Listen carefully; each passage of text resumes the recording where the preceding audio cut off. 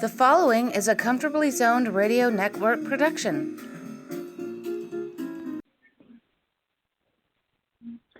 Thank you, Tally Olson. We are back. New York Mets in the zone. I'm Ralph Tyko, Comfortably Zoned Radio Network, and we're in the second week of the season, and we're 2 for 2. The Mets Mavens showing up tonight. Thankfully, Marty Rose is here. How you doing, Mert? I'm doing very well, Ralph. Thank you. Good. And Robert Cole. Doing good. I finally remembered that we had a show tonight. Yeah, well, this isn't the most important thing. As I was saying, we're not Edward R. Murrow here. So in 4 years, if you forget one show in 4 years, you're forgiven and let the punishment fit the crime. How about that? Sounds good. All right. We're in the second, what is it? It's the first week of the season. And right. I'm feeling incredibly optimistic, and I could use a little support on that manner, and I could use a little realism. And who better to go to first for realism than Marty Rose? Mert, take it. Okay, well, so far, so good. The pitching and the hitting have been, the hitting's been timely for one thing. The only guy really tearing it up is this Canna. Now, I know you saw Canna in Oakland last year. I knew nothing about this guy when I first heard that they were getting him. Had no idea. But in 1 week of watching him, boy, he definitely knows what he's doing up there.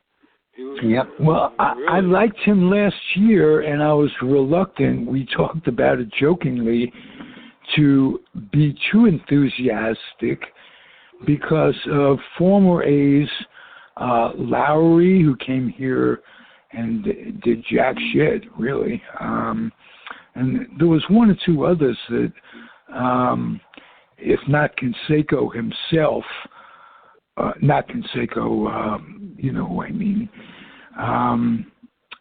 who was a former A, and who they won with in 2015. So I didn't mean to get too enthusiastic, and I didn't, but I always liked him. He's a solid player.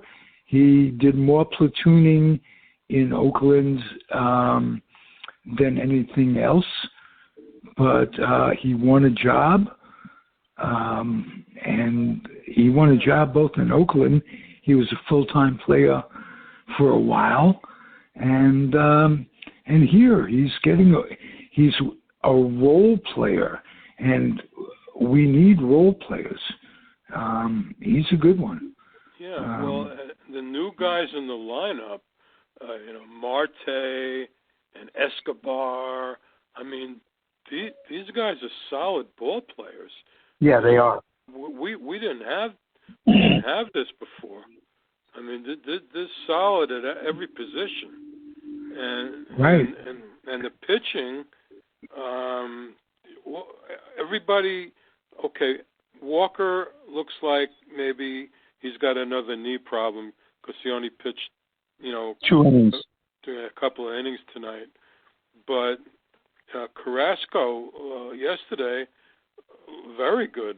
I was surprised, and Bassett was terrific.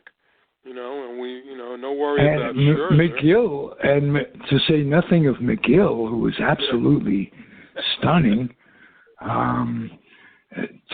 To go with Scherzer and in DeGrom's absence, let's just say the worst that they got to shut him down till June. Nice guy to be coming off the DL in June. I would think so. Yeah. And none of us are Pollyanna enough to think that we could get through, even though there won't be, by the numbers, there won't be the injuries that there were last year. But holy Toledo, it's going to be some. I hope you're knocking on wood there, sir. I wasn't, but let me go find some. I found something right above my ear. That sounds like wood. It's gonna happen during the year that we're gonna have to rely on organizational depth, and they are so deep now that all you could hope for is that it doesn't become last year. What I'm seeing so far, when we started the year, everybody was crying about, not having DeGrom, and it's going to be terrible, and it's going to be awful, and, man, we should really be worried. But after 1 week, I'm not feeling any of that. I'm feeling pretty confident. And when and if he ever comes back, it's just going to be that much better. Yeah, absolutely. And they don't have to rush him back. There's no right now, as long as they continue, on the path that they have right now, there's no need to panic and rush him.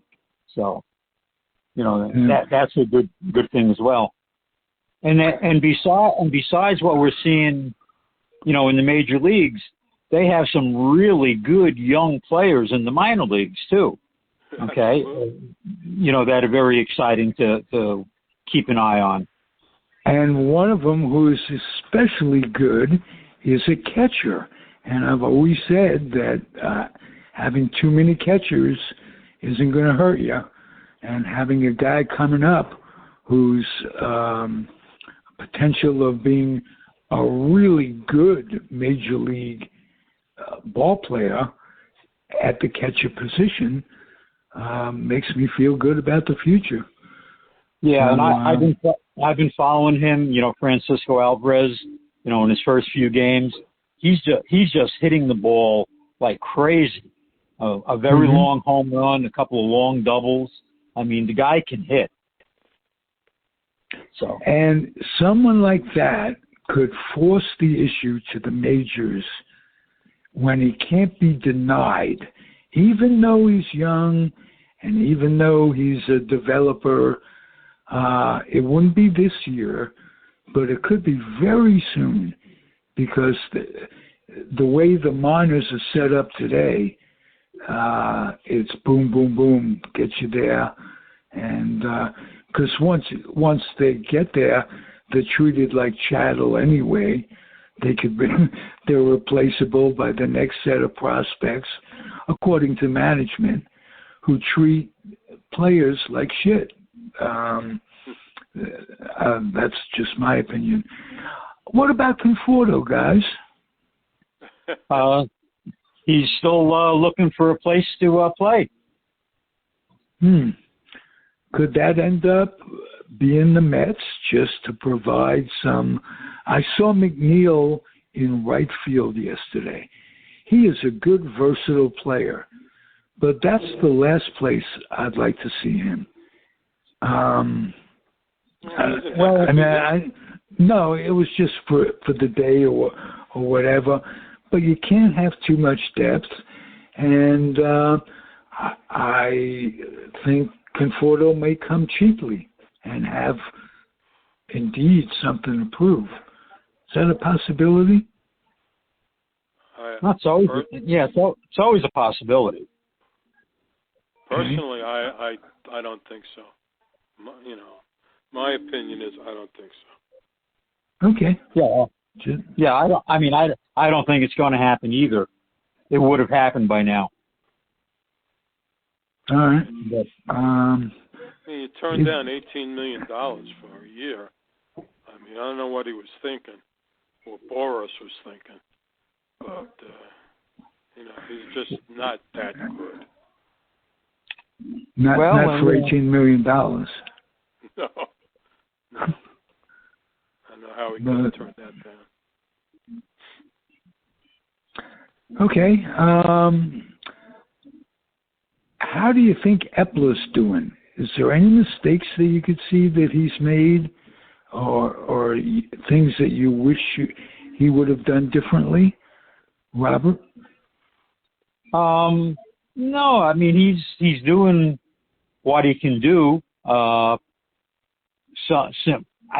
Some people just don't want to deal with him or with the Mets right now, so he's in a difficult situation. He made the nice deal to get Bassett. I thought that was very good. Nice. Yes. Okay, and they gave up a couple of young pitchers, but none of the real top guys, and I'm sure that every time he looks to make a trade, the other team's looking for Beatty, they're looking for Alvarez, they're looking for Mauricio, and those are the guys, of the future. So, he's got to kind of be careful with what he does. Van Wagenen probably would have traded all those guys by now. Absolutely.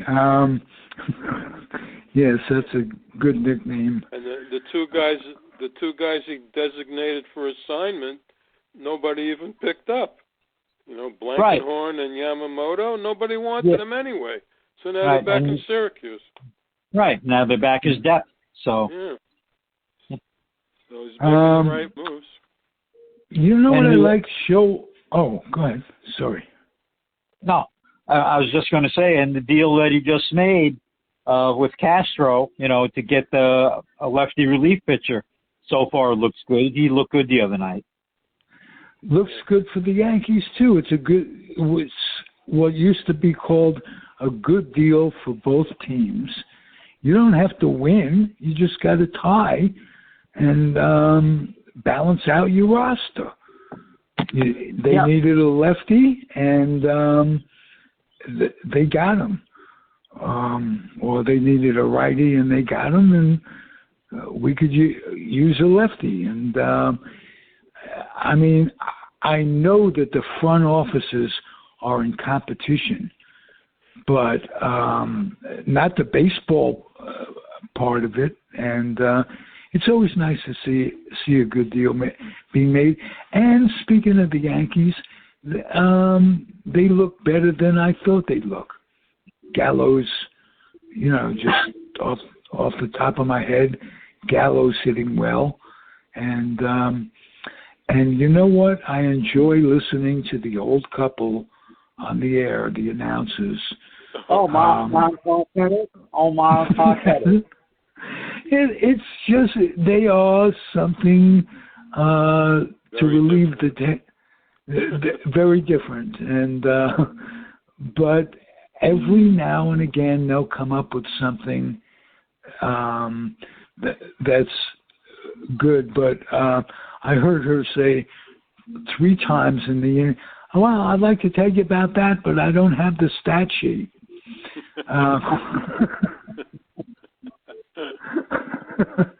I don't know what the stat sheet is on that, but I enjoy it on the radio. Yeah, go ahead. They're fun to listen to. I mean, I turn them on every once in a while just to get a laugh. Right, and the Yankees are always interesting. Let's put it that way. Over the years, they're always interesting. So we'll see what happens with them. You know what I enjoy watching with this Met team is Buck Showalter communicating with Lindor. And I think that's really great. He was talking to Nimmo yesterday before he came up also. Did you see that? Oh, you were listening. I was listening. Oh, he was talking to Nimmo before he came up to bat, and it was about whether he should bunt or not. Right. And he actually told him, if you decide to bunt, this particular pitcher falls toward the third base side after he throws the pitch. So if you want to bunt it up to first baseline. I mean, this is what he was saying, right? So He knows his stuff. He definitely does. And I also liked the other night when he led the charge out of the dugout when Lindor got hit. He did. He did. Yeah, it's a miracle that didn't escalate. I think it's because the unions are so together. There's a brotherhood of players, but on both sides, you know what I mean? But I was surprised. How many times are you going to let him get hit? Was it 3 or 4 times? And they've got a lot of game. They've got a lot of games with Washington left. Oh yeah, yeah. You just file that. You know, that'll come back sometime. Yep, and when you don't get thrown out for it automatically, it could be down the line, and you get a chance to not hit somebody maybe or brush somebody back and not be penalized. So both teams. That's baseball. And by the way, when I throw a ball into my glove to tenderize it and make it soft, I think every time I do it, it's a hard ball. Yes, it is. It doesn't. And if you smack it into the glove, it makes a certain sound like, wow, the leather is being hit. And the reason it is a hard ball. And to be able to take one in the face and come back 2 batters later and hit again, or 2 innings later and hit again, it says something about these guys. You gotta respect them. And I respect their versatility. A lot of guys can play a lot of different positions. Marty, speak to that if you would. Oh yeah, well you've got several guys like you just said. You got Guillermo could play second, third, and short. You got McNeil can play second, left, or right. You got the guys in the outfield. Canna can play all 3 outfield positions. Marte can play probably all 3 as well. So and that definitely helps. No question about it. Nemo is definitely faster in center, is he, than Marte? Yeah, they say Nemo has the fastest speed of everybody on the team. Wow. They said even in the sprint, his sprint speed is faster than Marte. And I, just as a fan, gotta love his smile and his attitude and how he enjoys or seems to enjoy playing the game. Yeah, but one of the problems is I think he's a little disappointed that they didn't talk extension with him because that's been mentioned several times already this year. He was. I wonder if they're thinking that he's not the guy going forward after this year. Yeah, I don't know. Why? Yeah, it makes no sense to me. I think he's a keeper. Yeah, I do too. And why they already signed Marte, and he's playing other positions. And if they think Nemo's the center fielder, who are you going to sign next year? Yeah, his on base is always great. And he started off. He's 2 for 2 tonight. He's hitting .375 so far. So I don't know. Maybe they sit him down during this year. I'm surprised. I am surprised at that. Yeah. Hey, how about Cano is doing much better than I thought. Not only is he hitting, he's become somewhat of a leader in the clubhouse. And because 80% of the players take some sort of help. That's what the estimate is. I don't think saw him the other day. I did you see the way he just hit the ball down the third baseline when nobody was there? I mean, yes, easy, like easy peasy. I mean, just he hit them where they ain't. Isn't that what they used to say? Well, that's what he can do. You talk about beating the shift, and that says it. And I always said that there should be some hitting coach who's got some power, some juice. Take a team from nothing to the World Series just by beating the shift and settling for a hit, double. On-base percentage goes up. Everybody hits. Hitting becomes contagious. And it's nice that we're using expressions like that. I think baseball has a way of coming back, or will have a way of coming back from all the craziness. And as far as the Mets go, you have to give a lot of credit to Eric Chavez, their new hitting coach, because his mantra is keep it simple. Okay. Some of the guys, said last year they had an information overload.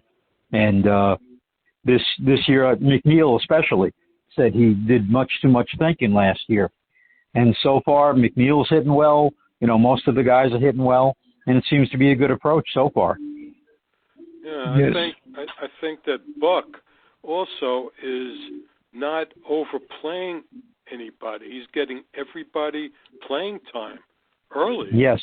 And that's going to be great as the season goes along. Guys are going to get enough rest, and that could help injury-wise as well. And Buck has a lot of experience with the DH and how to use the DH. And, he's already, been rotating guys through that spot. And, I don't like the DH, but, for the Mets, I think it's a very good thing. Oh, yeah. Right. Oh, absolutely. And let's face it, if it's ever been here to stay, it's here to stay now. Oh, yeah. It's here to stay. Yeah. They're not going to go back on this. What I don't like is the phantom runner. But I could live with that because everything else, 9-inning doubleheaders, we haven't reached the point where they've changed 90 feet between bases yet. And so I'm just happy to have it back.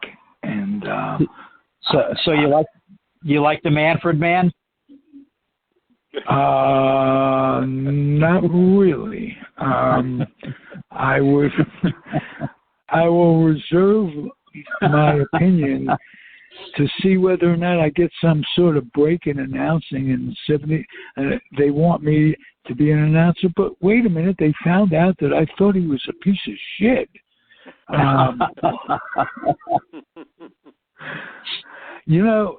One thing about this medium of podcasting, especially if one doesn't make an attempt specifically to monetize it and think of it in terms of how many hits can my website get and this, that, and the other thing, is that it is a wonderful way of being cathartic, getting what you have to say out there and not worry about sponsorship or networks and shit like that.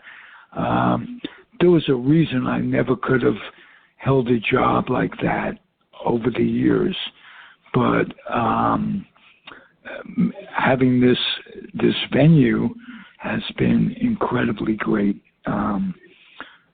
That's all. Yeah.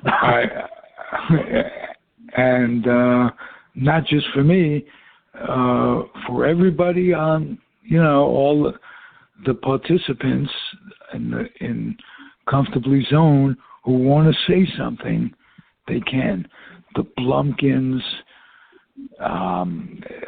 the George Cases, the Hal Box, the David Hublers, the you guys, the Robert Denninger and Jack DeGraw, telling it like it is, as close to being Howard as we could get without his talent and intellectualism.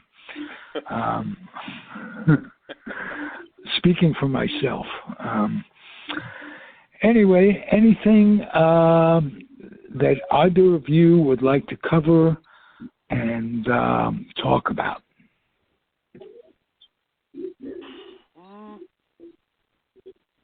I don't know. I'm just pleased from what I'm seeing so far. And yes. Everything's looking good. Everybody is playing up to their potential. Nobody is really playing poorly at all.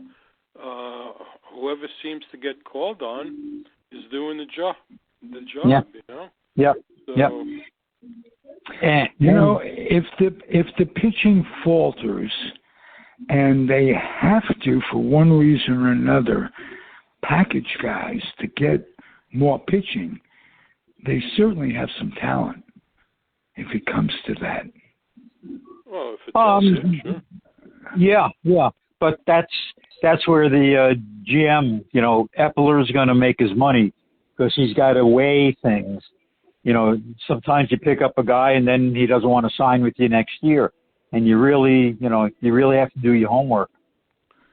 Yeah, I don't know what they're going to do with Mauricio because unless they move him to second,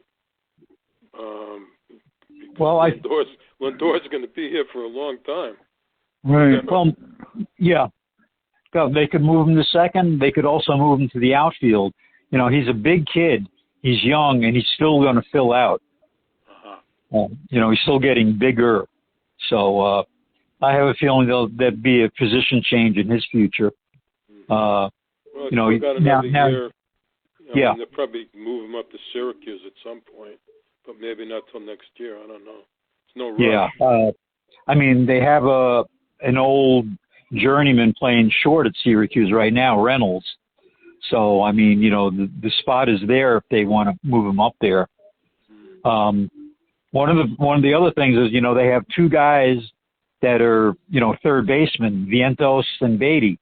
Right. And, that may be a place where they deal, from them. So we'll have to see. But one of the reasons we're not overly enthusiastic, Ralph, is because in past years, as you remember, we have gotten a little over enthusiastic, and we've had it hit us right up, right across the face. So, we're trying to hold our enthusiasm down a little bit. Well, yes. That, and, the lifelong Met fan plays on you. Not just the last 4 years, a lot of years, a lot of frustration. Big frustration that the 86 Mets didn't become an incredible dynasty. Well, we know why. Yeah. Oh yeah. You're not the only one. The nose knows too. The nose knows. Yes. Absolutely. Yeah. One thing about the old timers though, this I believe Friday, opening day at home, will be the Seaver statue. Nice. So that should be something. Yeah. I heard an expression, it will become a destination point. Yeah, I'm sure. Yeah. I don't know if you guys were watching during spring training. They were talking to Keith Hernandez, and one of the first things Buck Showalter did was he had Keith Hernandez meet him the first day of spring training and took him around and introduced him to everybody and said that he wants Keith by the batting cage every day. And in the past, for some reason, the Mets have not allowed Keith Hernandez or Ron Darling down on the field because they considered them part of, they consider them part of the press, and they don't allow the press around the batting cage. Oh, man. Oh, my God. Yeah. So now they're saying, things have changed so much with Cohen and with Buck. They're doing all these things. They're doing the Seaver statue. Later in the year, they're going to have a Gil Hodges bobblehead giveaway and have the Hodges family there. They brought back Old Timers Day, as we know. They're doing a lot of things that have not been happening over the last few years. Yeah, all fan-friendly things. So that's great. All fan-friendly things, and things that are going to make players feel good about things too. They're showing appreciation for the old players, which unfortunately under the Wilpons didn't happen. Right. Yeah. Oh, it's definitely a good time to be a Met fan. It's good. It's a good day to be alive. They used to say at camp in the morning. Well, it still is, Ralph. It's still a good day to be alive. Absolutely, absolutely. And let's keep it that way, gentlemen. All right. Let's do it 2 weeks from today and let it take shape a little bit. Cool. Okay. Sounds good. Good with you, Robert? Yep. Sounds good. Both have to promise me to stay healthy. I cannot do this alone. I have had all of it. This is not going to be just me. Oh, that was it. I have these tantrums, everybody. I'm sorry, Robert. I apologize. Marty, I know you're used to it. I've had these tantrums all my life. Actually, I don't really get excited, especially these days when certain things make life a little more bearable, and there are certain things that are so unbearable that certainly helps. That's why they call me the token Jew. All right, guys. Ralph Tyko Pharmaceuticals. Not for sale. No. Personal use only, and it's legal in California. And may 420 shine down upon you 24 hours a day. Both. All right, guys. Stay well. You're in Florida, so I take that back. It's an impossibility. But my mother used to say, there's a sheriff living next door. He could smell between the walls. I miss that sound. Ironically, and what are the Mert? What would you have given the odds against that 40 years ago? Oh boy! Yeah, right. Oh boy! It's been a lifetime, Marty, and seems like a lifetime, Robert.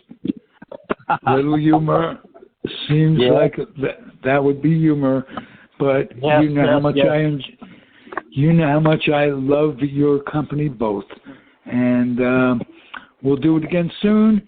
2 weeks from today, Comfortably Zoned Radio Network, New York Mets in the zone. Adios, everybody. Good night. Good night. Happy trails. The proceeding has been a Comfortably Zoned Network production.